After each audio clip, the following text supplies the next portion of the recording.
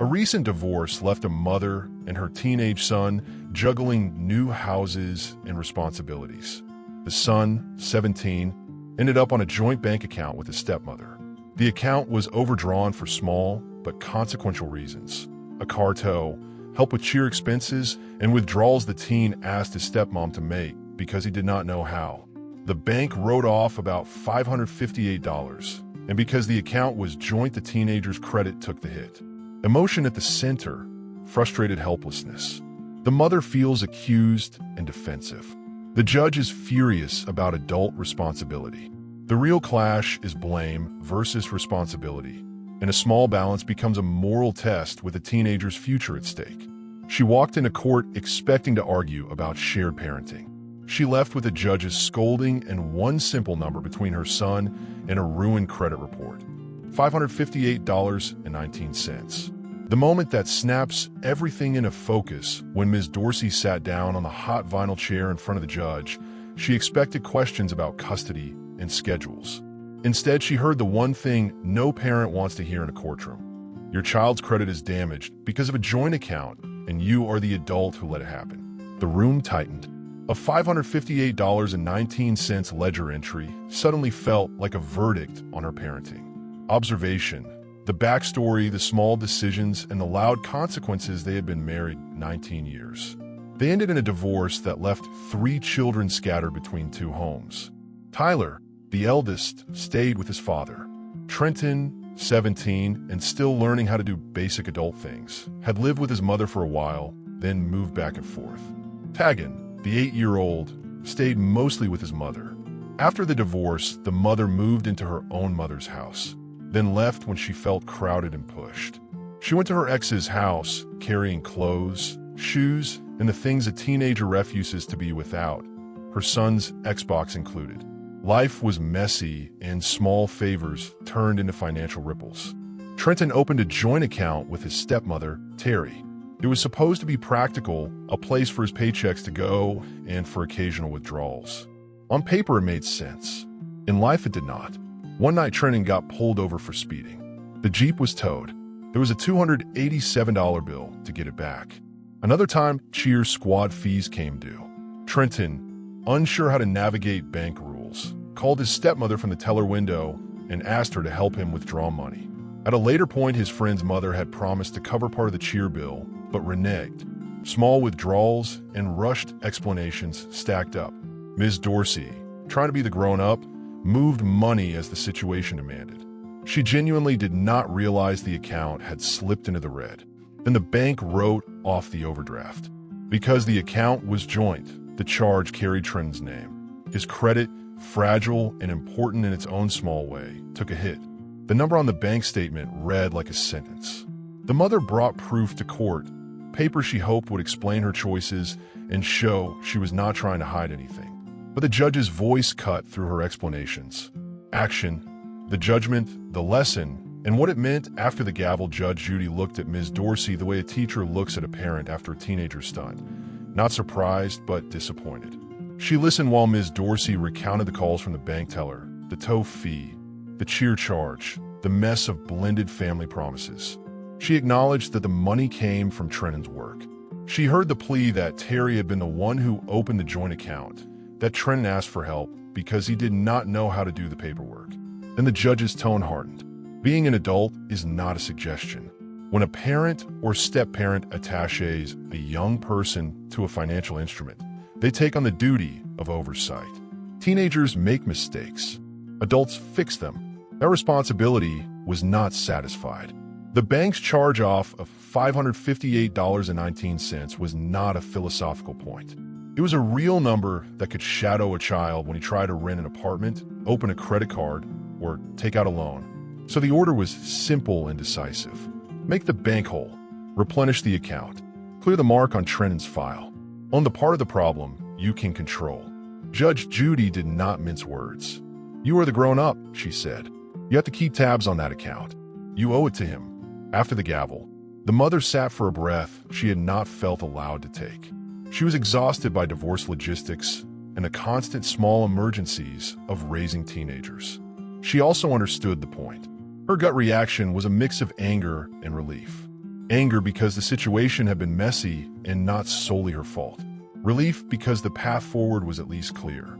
Pay $558.19. Fix a credit report.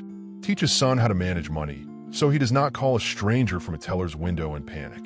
Epilogue. A small number, a big lesson. This was not a dramatic heist or a betrayal of millions. It was a stack of everyday choices. Who signs what? Who watches the balance? Who steps in when a kid does not know how to adult yet? The courtroom made the point bluntly.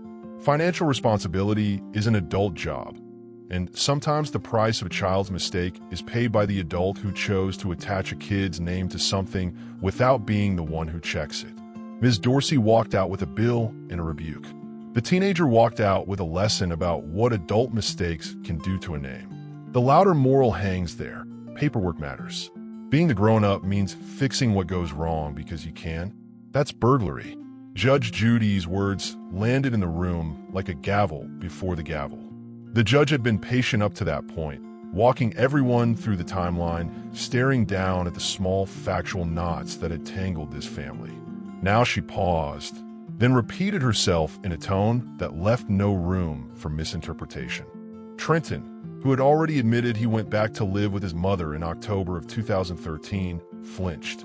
He had said it simply, the kind of blunt confession teenagers make when they know they're cornered, because Dayna had been pushing me away from my dad. He added, almost as an afterthought, I didn't like the rules. The courtroom heard the confession of a kid who'd bounced between houses, trying to find one that fit. His mother tried to explain the practicalities that followed the divorce.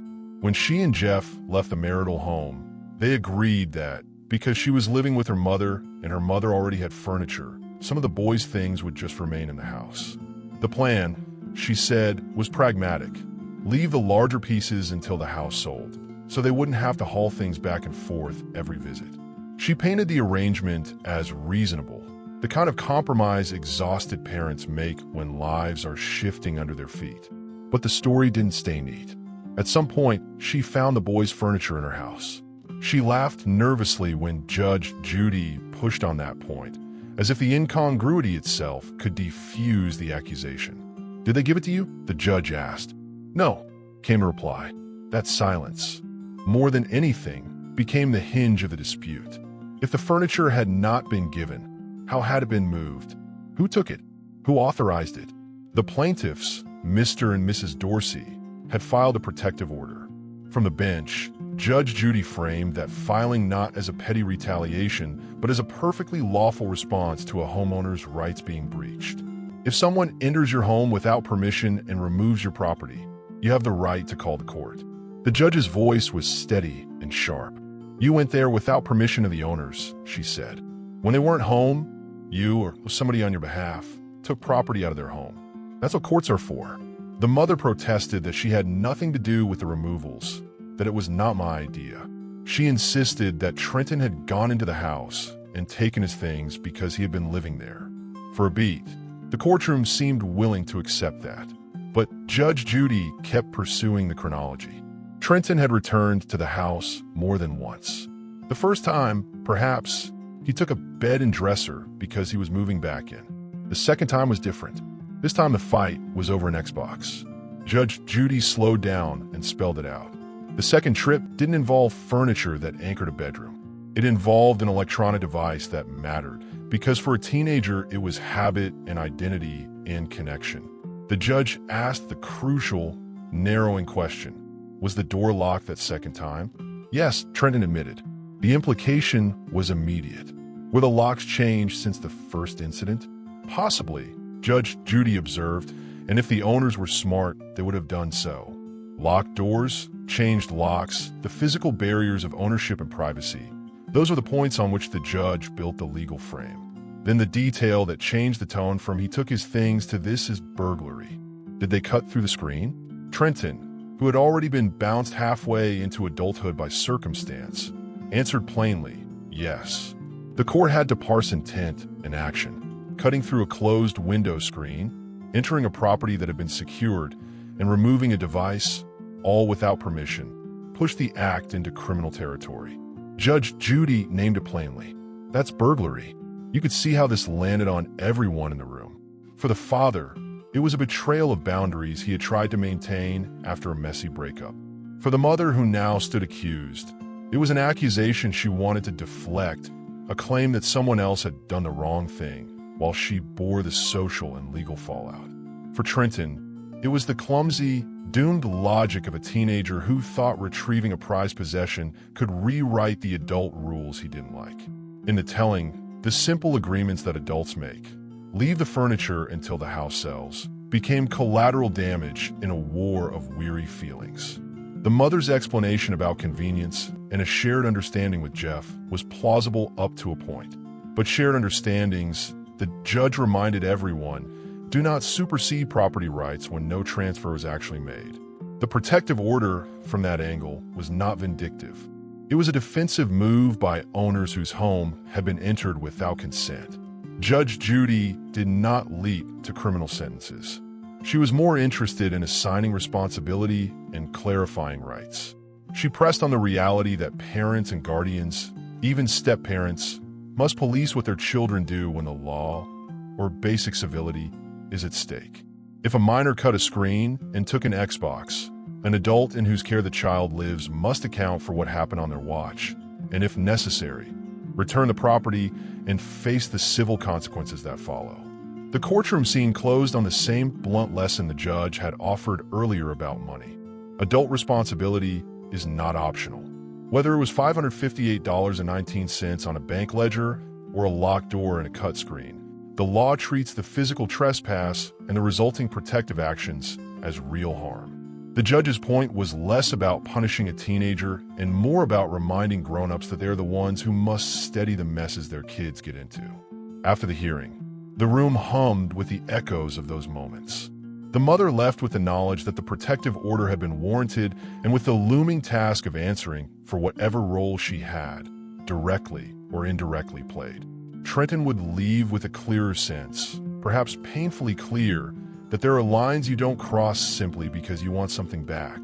The family's brittle arrangements, the half-made plans to leave furniture behind, the promises and resentments layered on top of one another, all continued to ripple outward. This chapter of the story did not end with dramatic sentencing. It closed with a courtroom admonition and a legal recognition of boundaries. Locks and screens are not mere inconveniences.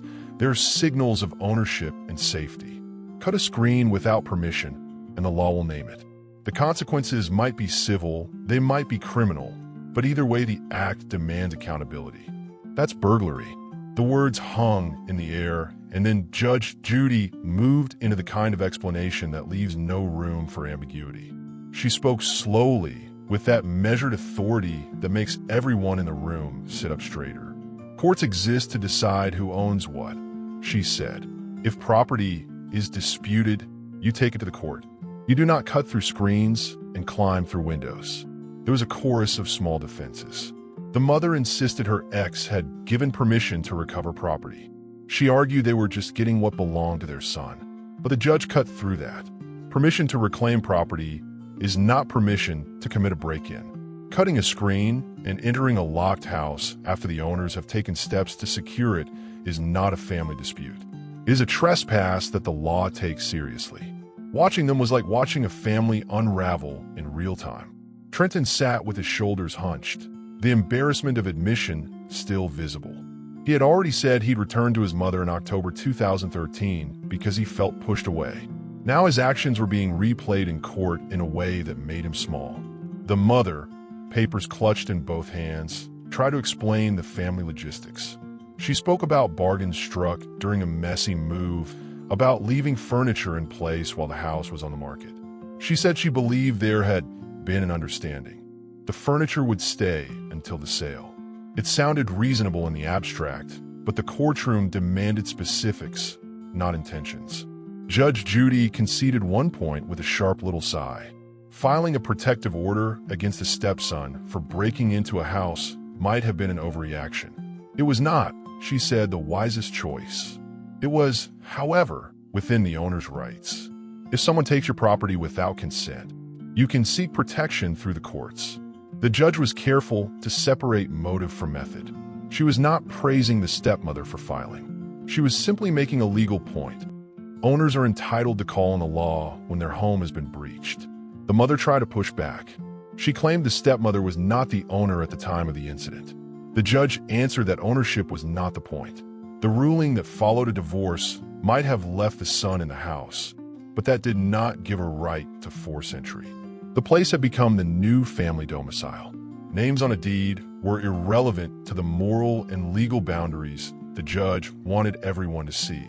You do not go through a screen to take property. That was plain fact. Then the court turned to the counterclaim. The mother insisted the Xbox taken was her son's. She described a haul, an Xbox for controllers, 2 battery packs, and 10 games. She said only an Xbox was missing from the 3 consoles they owned.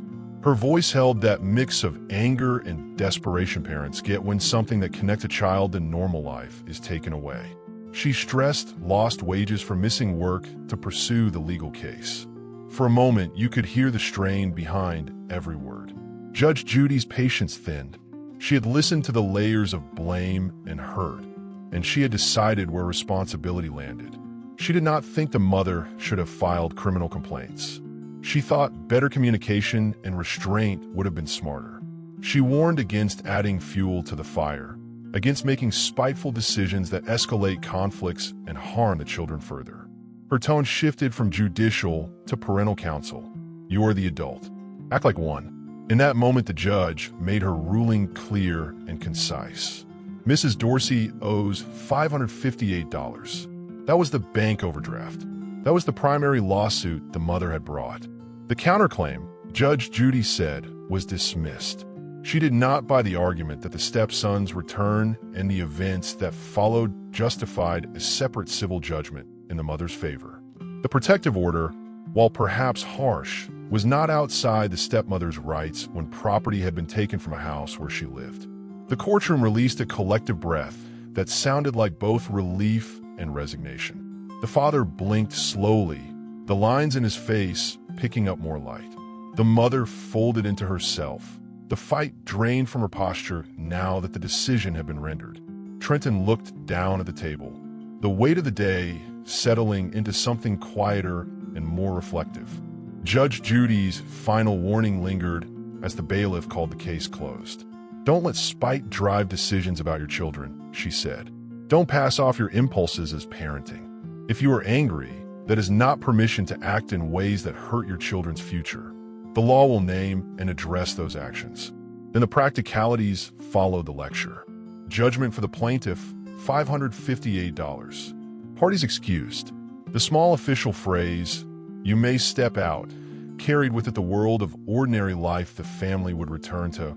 Houses to be sold, furniture to be accounted for, an Xbox or 2 that teenagers would fight over again at some future point. The courtroom emptied slowly, each person moving under the weight of what had been clarified. For the mother, that weight included a bank balance to fix and the sting of a dismissed claim. For Trenton, it included a lesson about where lines are drawn. For everyone involved, it meant facing the work of keeping family life from spilling into the kinds of legal disputes that leave more than property damaged.